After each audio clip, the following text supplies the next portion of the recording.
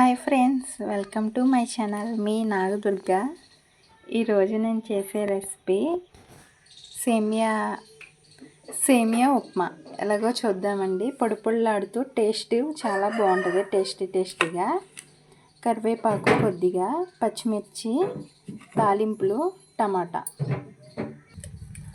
Oil heat ఎక్కిన తర్వాత అండి ఫస్ట్ మనం పచ్చిమిర్చి తాలింపు వేసుకోవాలి. వీటిని ఫ్రై చేసుకోవాలన్నమాట. వీటిని ఇలా ఫ్రై చేసుకోవాలి. ఇది ఇలా ఫ్రై అయిన కదండి, ఇందులోనే ఇప్పుడు కరివేపాకు, టమాటా వేసుకోవాలి.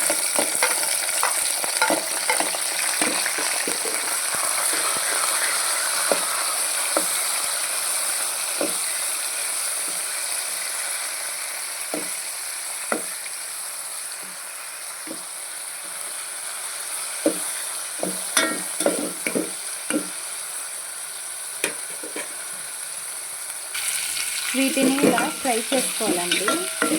టమాటాలు బాగా మగ్గిన తర్వాత కొద్దిగా పసుపు వేసుకుందాం.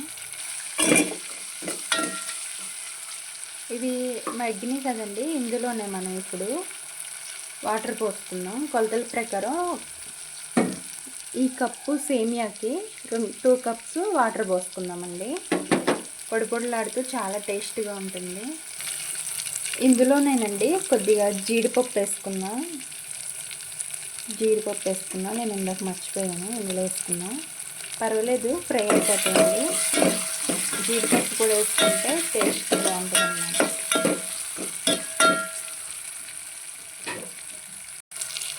వీటిని ఇలా ఫ్రై చేసుకుందామండి.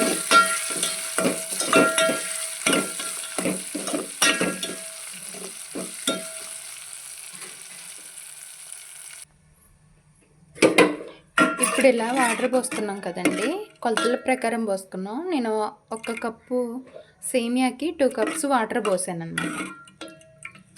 2 కప్స్ అయితే సరిపోతుంది. ఇప్పుడు ఈ వాటర్ని మరగనిచ్చుకున్నాం.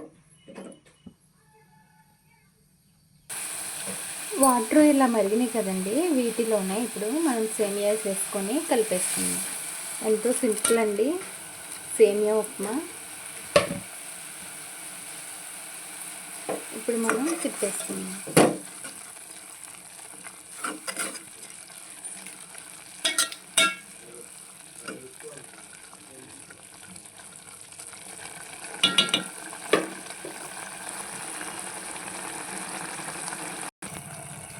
ఇలా ఉడుకుతుంది కదండి, ఒకసారి మనం కలుపుకుందాం. ఒక 5 నిమిషాలు ఆగితే అయిపోయినట్టేనండి సేమియా ఉప్మా. జీడిపప్పు సేమియా ఉప్మా అన్నమాట. ఇలా మగ్గిన తర్వాత ఇంకా గ్యాస్ ఆఫ్ చేసుకోవడమేనండి. చూసారండి ఎంత పొడిలాడుతూ ఉందో సేమియా. ఇప్పుడు మనం సర్వ్ చేసుకుందాం ప్లేట్లోకి. ఇంతే అండి టేస్టీ సేమియా ఉప్మా. చాలా టేస్ట్గా ఉంటుంది. తప్పకుండా ఒకసారి ట్రై చేయండి ఫ్రెండ్స్. Bye friends. ఈ వీడియోకి లైక్ చేసి షేర్ చేయండి ఫ్రెండ్స్. సబ్స్క్రైబ్ చేసుకోండి కొత్త వాళ్ళు అయితే.